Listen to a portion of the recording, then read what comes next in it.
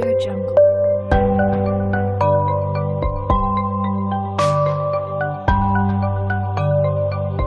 Audio Jungle.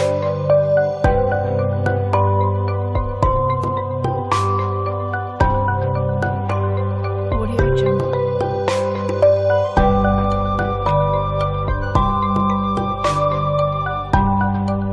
Audio Jungle.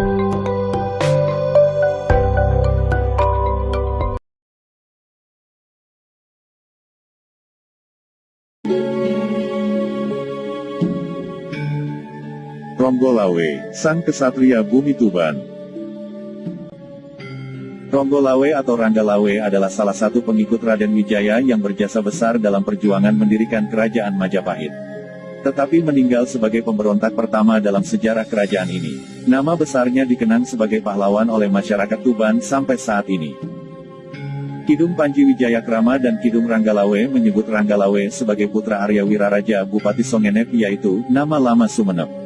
Ia sendiri bertempat tinggal di Tanjung, yang terletak di Pulau Madura sebelah barat. Pada tahun 1292 Ranggalawe dikirim ayahnya untuk membantu Raden Wijaya membuka hutan tarik di sebelah barat Tarik, Sidoarjo sekarang, menjadi sebuah desa pemukiman bernama Majapahit. Konon, nama Ranggalawe sendiri merupakan pemberian Raden Wijaya, karena berkaitan dengan penyediaan 27 ekor kuda dari Sumbawa sebagai kendaraan perang Raden Wijaya, dan para pengikutnya dalam perang melawan Jayakatwang Raja Kediri. Atau juga mempunyai arti Rangga berarti ksatria atau pegawai kerajaan, dan Lawe merupakan sinonim dari menang, yang berarti benang, atau dapat juga bermakna kekuasaan atau kemenangan. Dan Ranggalawe kemudian diberi kekuasaan oleh Raden Wijaya untuk memimpin pembukaan hutan tersebut. Penyerangan terhadap ibu kota Kediri oleh gabungan pasukan Majapahit dan Mongol terjadi pada tahun 1293. Ranggalawe berada dalam pasukan yang menggempur benteng timur kota Kediri. Ia berhasil menewaskan pemimpin benteng tersebut yang bernama Sagara Winotan. Setelah Kediri runtuh, Raden Wijaya menjadi raja pertama kerajaan Majapahit. Menurut Kidung Ranggalawe, atas jasa-jasanya dalam perjuangan Ranggalawe diangkat sebagai Bupati Tuban yang merupakan pelabuhan utama Jawa Timur saat itu.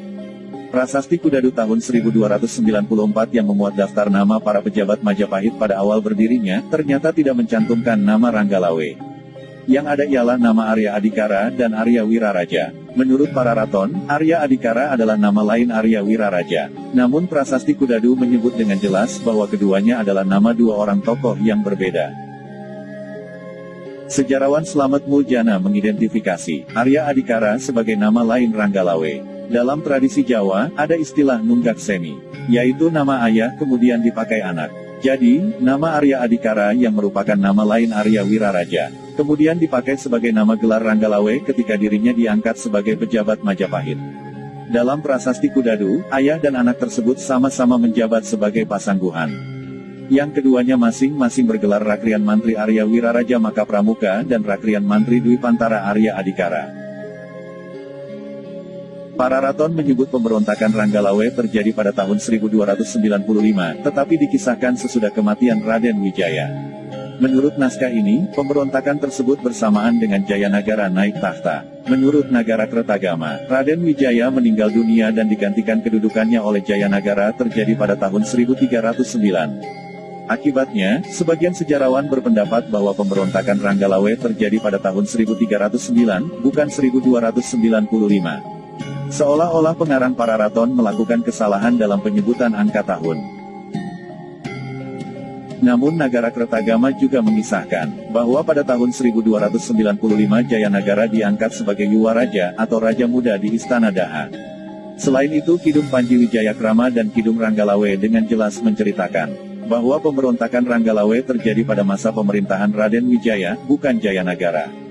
Fakta lain menunjukkan, nama Arya Wiraraja dan Arya Adikara sama-sama terdapat dalam Prasasti Kudadu tahun 1294. Tetapi kemudian keduanya sama-sama tidak terdapat lagi dalam Prasasti Sukamreta tahun 1296, sedangkan Arya Wiraraja diduga mengundurkan diri dari pemerintahan setelah kematian anaknya itu. Jadi, kematian Ranggalawe terjadi pada tahun 1295 bertepatan dengan pengangkatan Jayanagara putra Raden Wijaya sebagai Raja Muda. Dalam hal ini pengarang Pararaton tidak melakukan kesalahan dalam menyebut tahun, hanya saja salah menempatkan pembahasan peristiwa tersebut. Sementara itu Nagarakretagama yang dalam banyak hal memiliki data lebih akurat dibanding Pararaton, sama sekali tidak membahas pemberontakan Ranggalawe. Hal ini dapat dimaklumi karena naskah ini merupakan sastra pujian sehingga penulisnya, yaitu Empu Prapanca merasa tidak perlu menceritakan pemberontakan seorang pahlawan yang dianggapnya sebagai aib. Pararaton mengisahkan Ranggalawe memberontak terhadap kerajaan Majapahit karena dihasut seorang pejabat licik bernama Mahapati. Kisah yang lebih panjang terdapat dalam Kidung Panji Wijayakrama dan Kidung Ranggalawe. Pemberontakan tersebut dipicu oleh ketidakpuasan Ranggalawe atas pengangkatan Nambi sebagai Rakrian Pati. Menurut Ranggalawe, jabatan Pati sebaiknya diserahkan kepada Lembu Sora yang dinilainya jauh lebih berjasa dalam perjuangan daripada Nambi. Ranggalawe yang bersifat pemberani dan emosional suatu hari menghadap Raden Wijaya di ibu kota, dan langsung menuntut agar kedudukan Nambi digantikan Sora. Namun Sora sama sekali tidak menyetujui hal itu dan tetap mendukung Nambi sebagai Pati. Karena tuntutannya tidak dihiraukan, Ranggalawe membuat kekacauan di halaman istana. Sora keluar menasihati Ranggalawe, yang merupakan keponakannya sendiri, untuk meminta maaf kepada raja. Namun Ranggalawe memilih pulang ke Tuban. Mahapati yang licik ganti menghasut Nambi dengan melaporkan bahwa Ranggalawe sedang menyusun pemberontakan di Tuban. Maka atas izin raja, Nambi berangkat memimpin pasukan Majapahit didampingi Lembu Sora dan Kebo Anabrang untuk menghukum Ranggalawe. Mendengar datangnya serangan, Ranggalawe segera menyiapkan pasukannya. Ia menghadang pasukan Majapahit di dekat Sungai Tambak Beras. Perang pun terjadi di sana. Ranggalawe bertanding melawan Kebo Anabrang di dalam sungai. Kebo Anabrang yang pandai berenang akhirnya berhasil membunuh Ranggalawe secara kejam. Melihat keponakannya disiksa sampai mati, Lembu Sora merasa tidak tahan. Ia pun membunuh Kebo Anabrang dari belakang. Pembunuhan terhadap rekan inilah yang kelak menjadi penyebab kematian Sora pada tahun 1300. Kidung Ranggalawe dan Kidung Panji Wijayakrama menyebut Ranggalawe memiliki dua orang istri bernama Martaraga dan Tirtawati. Mertuanya adalah gurunya sendiri, bernama Ki Ajar Pelandongan. Dari Martaraga lahir seorang putra bernama Kuda Anjampiani. Kedua naskah di atas menyebut ayah Ranggalawe adalah Arya Wiraraja. Sementara itu, Pararaton menyebut Arya Wiraraja adalah ayah Nambi.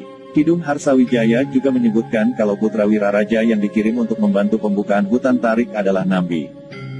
Sedangkan Ranggalawe adalah perwira kerajaan Singhasari yang kemudian menjadi pati pertama Majapahit. Uraian Kidung Harsawijaya terbukti salah karena berdasarkan Prasasti Sukamreta tahun 1296, diketahui nama pati pertama Majapahit adalah Nambi, bukan Ranggalawe. Nama ayah Nambi menurut Kidung Sorandaka adalah Pranaraja. Sejarawan Dr. Brandes menganggap Pranaraja dan Wiraraja adalah orang yang sama. Namun, menurut Slamet Muljana keduanya sama-sama disebut dalam Prasasti Kudadu sebagai dua orang tokoh yang berbeda.